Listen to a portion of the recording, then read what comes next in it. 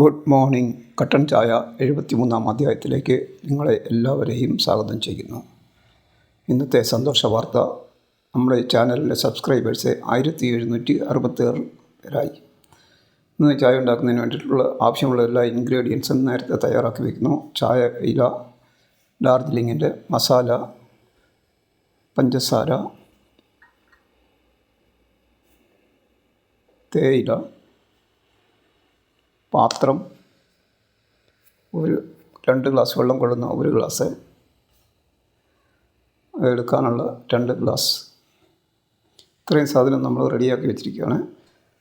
ചായ ഉണ്ടാക്കുന്നതിനായിട്ട് നമ്മൾ stove on ചെയ്യുന്നു.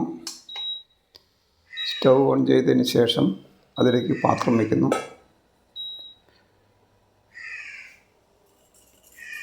പാത്രത്തിലേക്ക് വെള്ളം ഒഴിച്ചു. അതിനുശേഷം ആ മസാല ഇട്ടു. ഗരം മസാലയല്ല, ഈ കറുവാപ്പട്ടയും ഏലക്കായും കൂടെ അരിഞ്ഞെടുത്തതാണ്. പഞ്ചസാര 2 സ്പൂണ്, 2 ചായയാണ്, അതുകൊണ്ട് 2 സ്പൂൺ. ഇനി നമുക്കത് തിളയ്ക്കുന്നവരെ വെയിറ്റ് ചെയ്യണം. അപ്പോൾ ഈ തിളയ്ക്കുമ്പോൾ ഇതിൻ്റെ നല്ല ആ കറുവാപ്പട്ടയുടെ സ്മെല്ലും ഏലക്കയുടെ സ്മെല്ലും ഒക്കെ വെള്ളത്തിലേക്ക് ഇറങ്ങും. അപ്പോൾ അതിന് നല്ലൊരു രുചിയും മണവും എല്ലാം ഉണ്ടായിരിക്കും. വളരെ ആകർഷകമാണത്. അപ്പോൾ അത് തിളയ്ക്കുന്നതിന് വേണ്ടി നമ്മൾ വെയിറ്റ് ചെയ്യാം. 1 മിനിറ്റ് സമയം എടുക്കുന്നുണ്ട് തിളയ്ക്കാൻ. 1 മിനിറ്റ് 2 മിനിറ്റ് കൊണ്ട് ആ പണി തീരുകയുള്ളൂ. അപ്പോൾ അത് അതിൻ്റേതായ രീതിയിൽ തിളയ്ക്കട്ടെ. നമ്മുടെ ചാനൽ നന്നായിട്ട് പോകുന്നുണ്ടെന്നാണ് എൻ്റെ വിശ്വാസം. എല്ലാവരും എൻ്റെ ചാനലിനെ കാണുന്നുണ്ട്. അതിന് ഞാൻ പ്രത്യേകം നന്ദി പറയുന്നു. എനിക്ക് ഈ കമൻ്റ് എഴുതുന്നതിന് ബുദ്ധിമുട്ടെന്ന് പറഞ്ഞു കഴിഞ്ഞാൽ സമയത്തിൻ്റെ അല്ല, യൂട്യൂബ് പിടിക്കുന്നുണ്ട് കമൻറ്റ് കൂടിപ്പോകുന്ന കാരണം. അതുപോലെ തന്നെ സബ്സ്ക്രൈബ് ചെയ്യുന്നത് കൂടിപ്പോകുന്ന കാരണം അതും ചെയ്യാൻ പറ്റുന്നില്ല. അതുകൊണ്ട് ആൾക്കാർ വിഷമിക്കരുത്, മിണ്ടിയില്ലല്ലോ എന്ന് പറയരുത്. അപ്പം നമുക്കത് എല്ലാ ദിവസവും ഒത്തിരി ഇടാൻ പറ്റിയില്ല. കമൻറ്റ് നമ്മൾ അതിൻ്റെ ലിമിറ്റ് ഓവറാകുമ്പോഴാണ് അവരങ്ങനെ ഇത് മെസ്സേജ് അയക്കുന്നത്.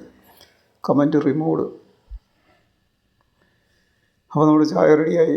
ചായ നമ്മൾ ഗ്ലാസ്സിലേക്ക് ഒഴിക്കണം. അപ്പോൾ അരിച്ചാണ് ഒഴിക്കുന്നത്.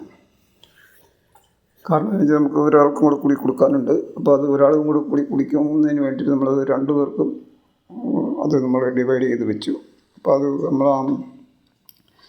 ചായയുടെ ഇലയുമായിട്ട് കിടന്നു കഴിഞ്ഞാൽ പിന്നെ അത് കുടിക്കുന്ന സമയത്ത് അത് കുടിക്കുന്ന ആളിനത് ബുദ്ധിമുട്ടായിട്ട് മാറാതിരിക്കാനായിട്ടാണ് അത് അരിച്ചത്. അപ്പോൾ അരിച്ചതെല്ലാം നല്ല റെഡിയായി അതിനെ ഗ്ലാസ്സിലെത്താക്കി അതിൽ നിന്ന് 1 ഗ്ലാസ് നമ്മൾ പാകത്ത് വയ്ക്കുന്നു. ഫ്രണ്ടിന് കൊടുക്കാനായിട്ട് വയ്ക്കുന്നു. 1 ഗ്ലാസ് നമ്മൾ പ്രാർത്ഥന ടേബിളിലേക്ക് കൊണ്ടുപോകുന്നു. പ്രാർത്ഥന ടേബിളിലേക്ക് കൊണ്ടുപോകുന്നതിന് 1 ഗ്ലാസ് എടുത്തു. പതുക്കെ അതവിടെ ചെന്നു.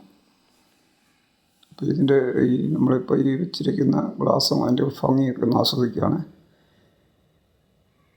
അത് ഈ തമ്പനിയിൽ ഉണ്ടാക്കുന്നതിന് വേണ്ടിയിട്ട് നമുക്കൊരു പടം വേണമല്ലോ, അതിന് വേണ്ടിയിട്ട് സെറ്റ് ചെയ്ത് നോക്കിയതാണ്. എന്തായാലും അത് നമുക്ക് ഉപയോഗിക്കാം. അപ്പം നമ്മൾ പ്രാർത്ഥനാ ടേബിളിൽ നമ്മുടെ ചായ എത്തിക്കഴിഞ്ഞു. ഇനി വളരെ ആദരവോടുകൂടി തന്നെ ബൈബിൾ എടുത്തുകൊണ്ട് വരുന്നു.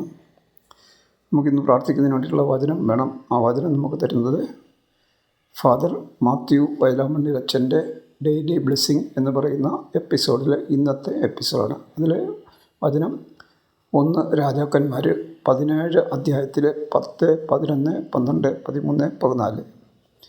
അതിന്ന് ഇച്ചിരി നീളം കൂടിയതാണത്. അപ്പോൾ ഞാനത് വായിക്കാം.